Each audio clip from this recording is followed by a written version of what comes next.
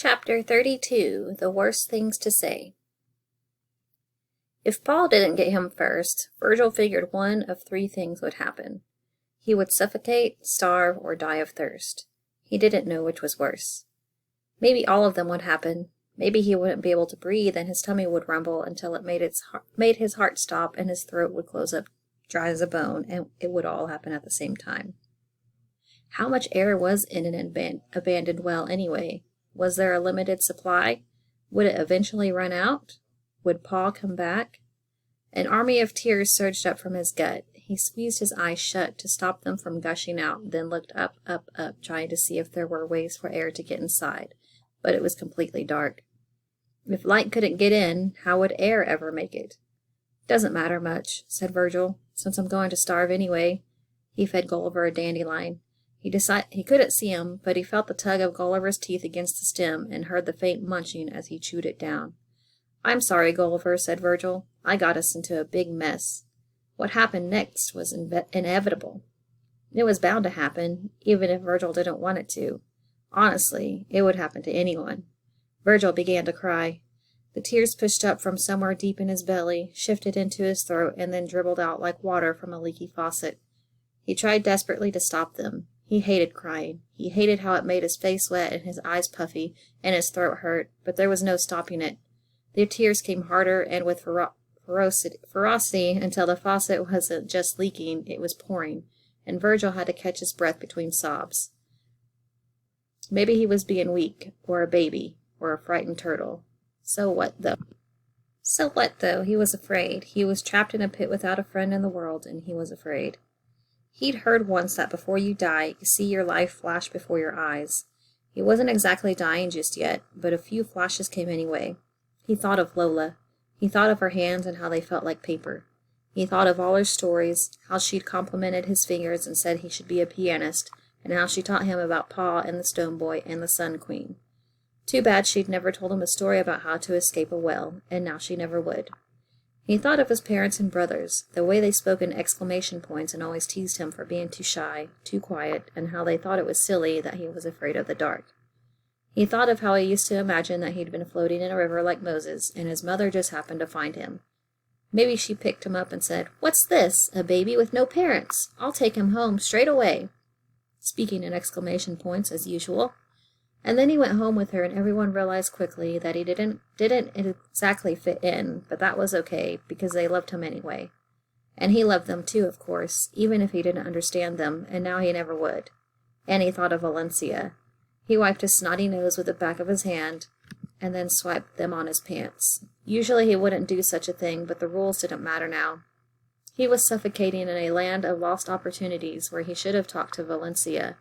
He told Lola that he loved her, tried to understand his parents and brothers, thanked Kaori for being such a good friend to him, and now it was too late for any of that. Pa would come eventually, he was certain, and even if Pa didn't come, snatching Gulliver as an appetizer before going after the main course, there was still no hope.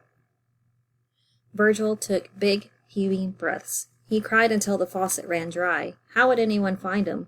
The bull was his only hope for rescue, and there was a fat chance of that happening. The bull had probably forgotten all about him already, or maybe he was back in his devil's den, making a note in his log of evil deeds. First day of summer. Trapped Virgil Salinas in a well. Virgil's cheeks ached. His eyes burned. His nose throbbed. Crying hurt. That's why he hated it so much. "Crying is good for the soul," said Ruby softly. "It means something needs to be released, and if you don't release something, it just weighs you down until you can hardly move." "There's nothing else for me to do," Virgil said. His voice was hoarse from the weeping. "You should try yelling again." Virgil pressed the heels of his hands against his eyes. "What's the point? No one can hear me." Of all the questions you ever ask yourself in life, never ask, "What's the point?" "It's the worst question in the world," Ruby said. "You sound like Lola." "Good. I miss her," he said quietly, embarrassed even in front of himself. But it needed to be said. When you say things aloud, you let them go. Lola had told him that once, but it didn't feel like it worked, because he still missed her. "It's not like you're never going to see her again," Ruby said. "How do you know? No one will ever find me. No one will ever save me. There's no chance." Baiani, of all the things you ever tell yourself in life, never say, "There's no chance." "Okay, it's too late then," Ruby sighed. The sound traveled like a curl of indivisible smoke. That's even worse, she said. Virgil slumped against the wall. He wanted to sleep through the starvation, but he couldn't. Not with Paul out there somewhere. Maybe Paul was just above his head now, watching, waiting to swoop down, circling like a vulture. Virgil didn't dare look up to see. It was too dark anyway, just as Paul liked it. Virgil held his breath. Was that a feather against his cheek? Was that a rustling? He put his hands over his ears. Try yelling for help again, said Ruby. I don't want to. It might what? Startle Paul from his invisible perch and send him down for us. I told you he only grows if you're afraid of him, said Ruby. Ignore Paul. Just yell. Do it for me. Virgil dropped his hands slowly. All was quiet. You can't just give up, Ruby said. There's a time when a person has to give up. That's just the truth. Give me an example, said Ruby. I'm too tired to give examples. Don't avoid the question just because you don't want to think of an answer. Virgil sighed. He thought for a moment. Okay, let's say you're running a race. It's a really, really long race, too, and you sign up because you think you can do it. You practice running for months, maybe even years, and then the big race comes and you're running and running.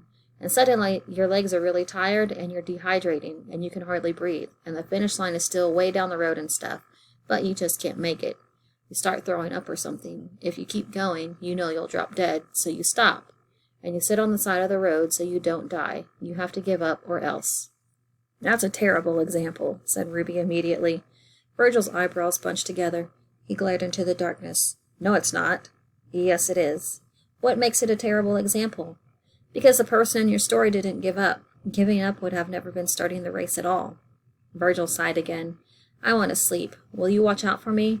I will, if you yell for help one last time. Promise? I promise, Bayani. Make it a good one.